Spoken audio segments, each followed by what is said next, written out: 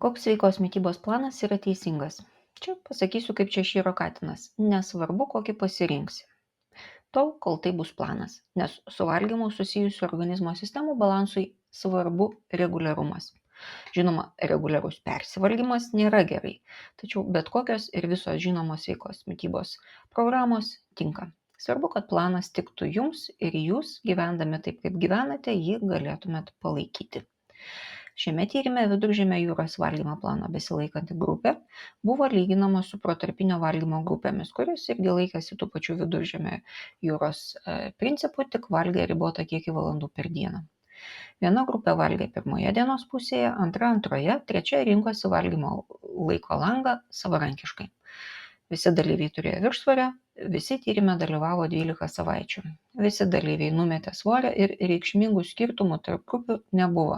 Ne tik lyginant protarpinio valgymo formatus, bet ir protarpinio valgymą lyginant su Viduržemio jūros planu.